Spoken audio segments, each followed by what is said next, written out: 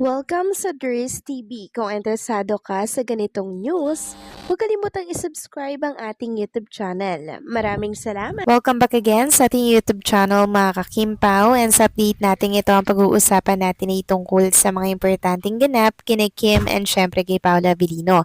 So pag-uusapan natin sa update na to ay may kaugnayan nga mga kakimpaw dito po sa regalo ni Paolo kay Chinita Princess na talaga namang pinagkakagulan ngayon sa mundo po ng social media kasi suot-suot daw kanina ni Chinita Princess yung regalo ni Paolo. Ano nga kaya yan? Mamaya pag-uusapan natin ang tungkol dyan. Pero bago po ang lahat, maraming salamat po sa inyong patuloy na pagsuporta at pagsubaybay sa mga daily update natin. Kaya naman bilang pasasalamat, narito po ang isang napili kong komento patungkol ito sa naging previous update.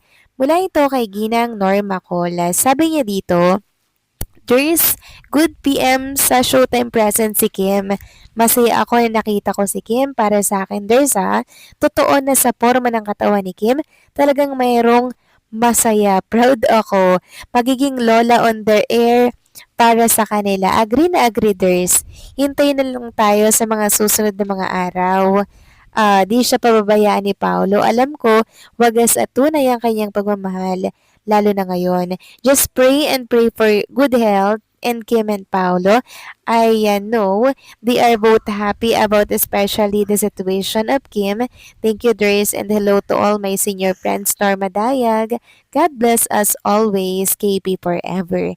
Maraming salamat po sa inyong komento, Ginang Norma Cole. So, meron nga po ako mga napanood na video ni Chinita Princess sa Showtime.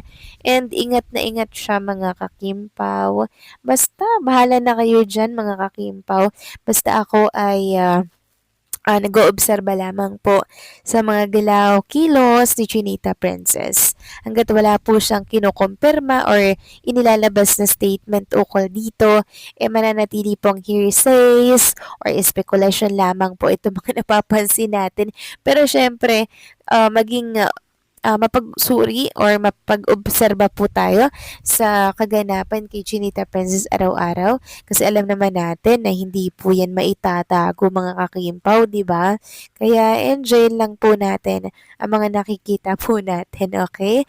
So maraming salamat po sa inyong komento. Ginang Norma Call, God bless po at mabuhay kayo. So eto na nga pag-usapan na natin mga kakimpaw, mga topic na nakalap natin sa update na to at unahin na nga nating pag-usapan ang tungkol nga dito sa pinag-uusapan pa rin sa mundo ng social media. Bakit daw po panay loose outfits daw ang sinusuot ni Chinita Princess dito mga nakaraan hanggang kanina po mga kakimpaw. And kung yung mapapansin, yung suot din ni Chinita Princess kanina is dress din po, di ba mga kakimpaw? And medyo malaki. Kahapon, ganun din po, 'di ba? So parang everyday ay loose outfit ang sinusuot ni Chinita Princess. Tapos, meron tayong nabasang ganito, Splook. Ngayon pa lang, magdiwang na ang mga Kimpawlan Japan. So ano kaya ito? May kaugnayan kaya ito mga kakimpaw sa napapabalitang mga usap-usapan sa social media? Nako, isa po ako sa masaya pag nagkatotoo po yung minamanifest ninyo. Kasi syempre, hindi na naman po bata si Chinita Princess para sa ganyan. Kung baga talagang panahon na po mga kakimpaw para sa ganyan kay Chinita Princess, 'di ba? Talagang deserve niya po 'yan mga kakimpaw kasi nasa tamang tao na naman siya eh. Kaya wag na siyang mag-alinlangan, wag na siyang matakot, 'di ba? Ganyan talaga sa una. Pero pag nasanay ka na, masasabi mo lang na ay masarap palang maging ina. O 'di ba? Tapos ang ama mahal mo. Ay nako, perfect mga kakimpaw. Samantalang pag-usapan naman natin ang tungkol naman po dito sa suot-suot na necklace ni Chinita Princess kanina sa live po ng It's Showtime. Napansin niyo ba 'yon?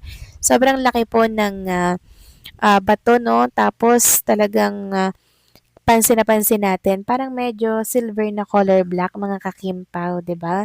So ginugol ko nga ang tungkol diyan at sabi nga dito, gemstone type daw itong suot ni Chinita Princess na necklace. The stone appears to be a raw or minimally polished moldavite a tektite form from a meteorite impact. Aba, matindi pala to mga kakimpaw. Jewelry style. This particular style of jewelry often features the rose stone set in sterling silver. Similar items, similar jewelry pieces featuring rose stone are available from, ayan, retail like Jaya and Made in Earth. Grabe mga kakimpaw, no? Hindi pala basta itong sinusuot ni Chinita Princess.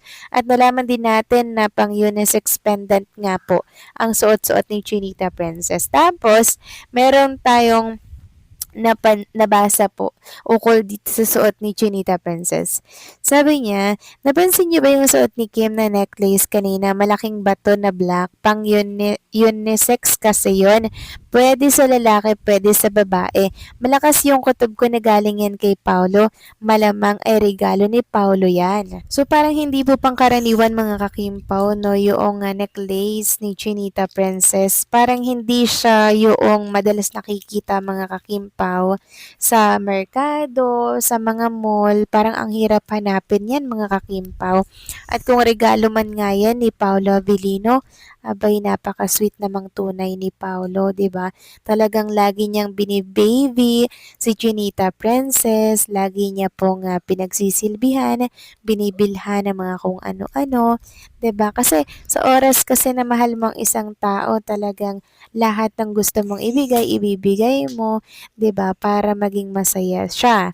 And si Chinita Princess kasi yung taong pag binigyan mo, susuotin niya talaga yan mga kakimpaw. Kahit ano pa yan, susuotin yan para maipakita po sa inyo or sa atin na talaga nang a-appreciate niya and very thankful siya sa mga natatanggap niya po, maliit man or malaki. Kahit nasa kanya na po lahat mga kakimpaw, talagang very appreciative niya pong tao. Ang sarap niya pong bigyan mga kakimpaw. Kaya ramdam ko si Paula Avellino na masarap bigyan ng isang Chinita Princess.